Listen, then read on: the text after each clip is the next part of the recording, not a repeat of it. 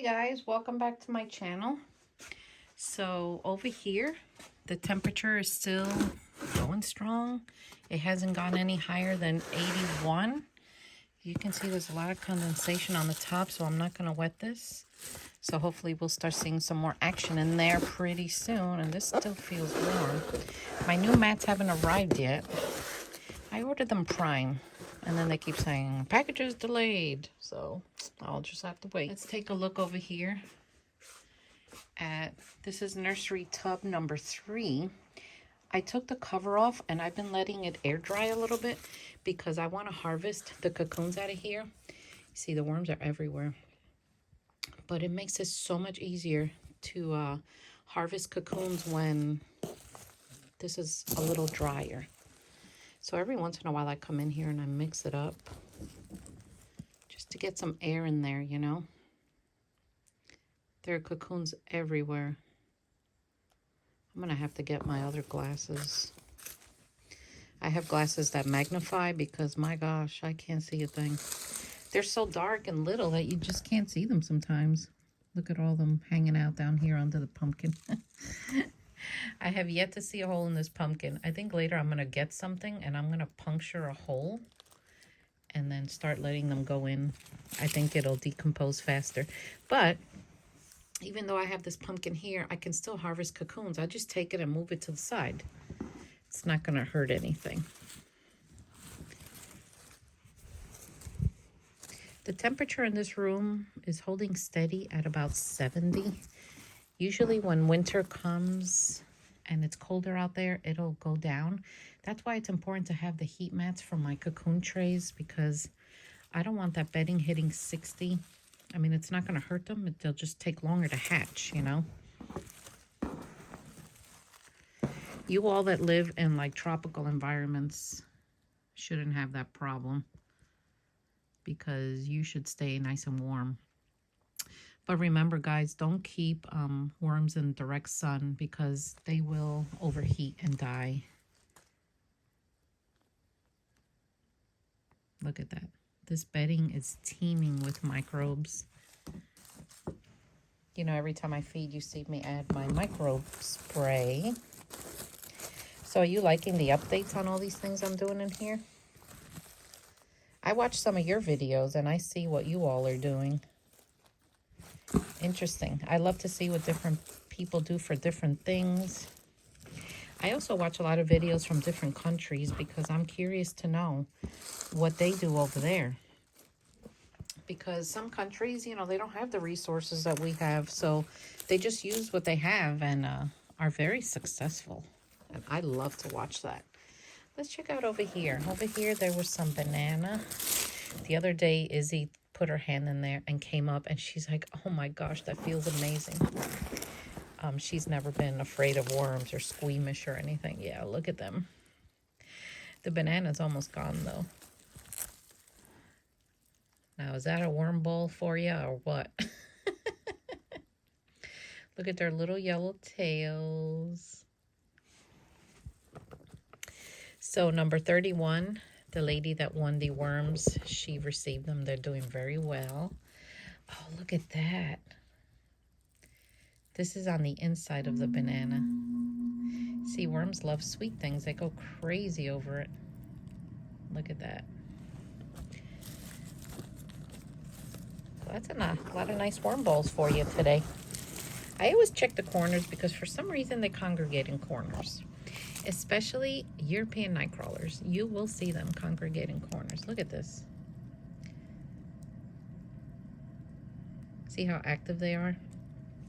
When I put worms like this in the garage and it hits about 30, 31 degrees, they're not as active as this. It's almost like they go dormant. Yeah.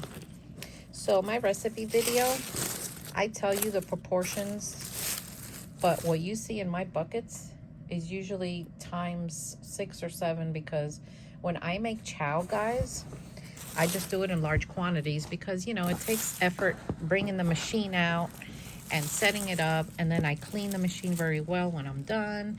And I sell, you know, the chow. So it takes time. So when you see me making chow, You know, I make huge amounts.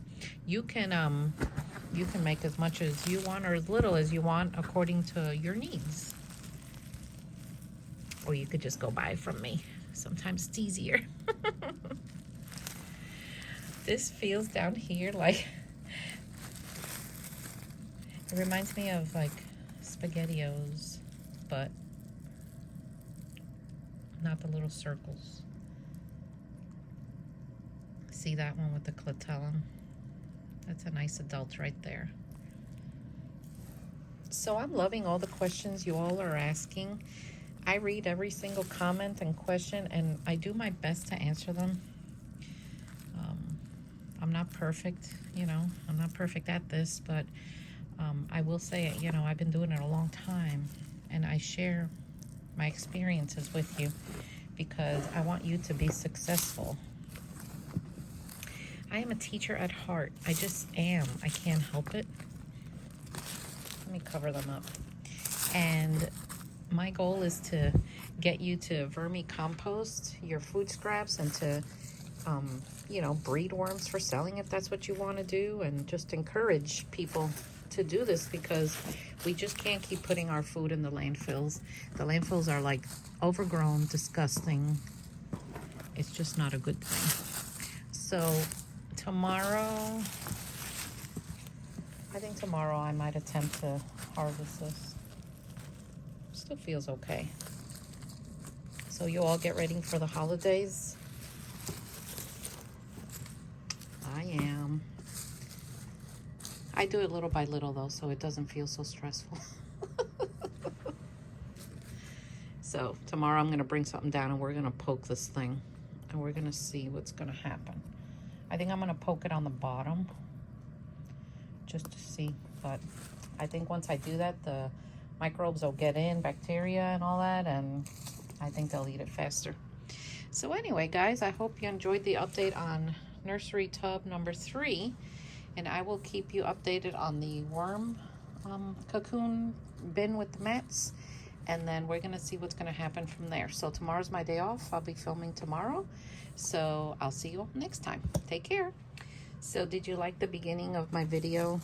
That's a coyote that I actually caught on my trail cam, and a little skunk on my trail cam.